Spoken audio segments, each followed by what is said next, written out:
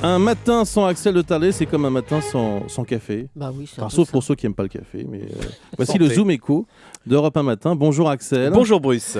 Tout augmente, même les salaires. Alors j'avoue être un peu étonné par la une des Échos, la surprenante résistance des salaires à la crise. J'ai relu à 2 fois tout de même, parce qu'en pleine crise, effectivement, les entreprises prévoient d'accorder cette année des hausses de salaire assez généreuses, 2,6% en moyenne. C'est plus que l'inflation ? Ah oui, puisque l'inflation est attendue cette année autour de 1,7%. Donc effectivement, si les salaires augmentent bien en 2013 de 2,6%, ça veut dire du pouvoir d'achat en plus pour les salariés. Alors donc, où est la crise alors ? Voilà. Alors malheureusement, la crise, c'est vrai que ça peut paraître paradoxal, mais la crise, elle est sous nos yeux, avec des dizaines de milliers de chômeurs supplémentaires qui viennent tous les mois s'inscrire à Pôle emploi. En fait, on aurait une France à 2 vitesses. Voilà, exactement. On y est. On a une France à 2 vitesses, avec d'un côté des salariés en CDI ultra protégés, dont les salaires, on le voit, continuent d'augmenter même pendant la crise.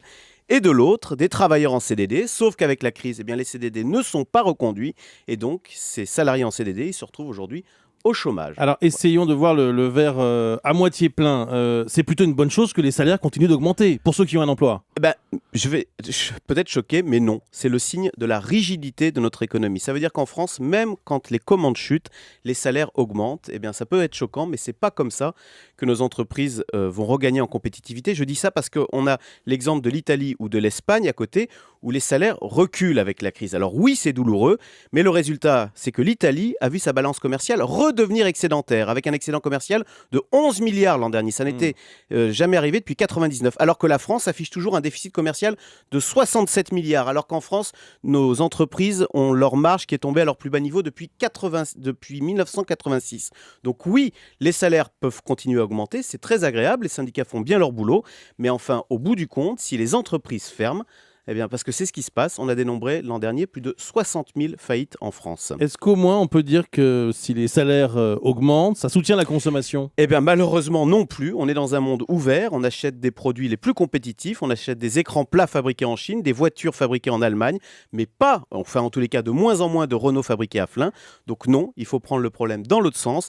D'abord les entreprises redeviennent compétitives et ensuite on peut augmenter les salaires. Le chiffre du jour, 200 milliards d'euros. Le déficit cumulé des régimes de retraite de 2011 à 2020, c'est-à-dire retraite de base plus retraite complémentaire, s'établit à la somme exorbitante de 200 milliards d'euros selon le MEDEF. C'est l'équivalent de 4 années d'impôt sur le revenu. Merci Axel.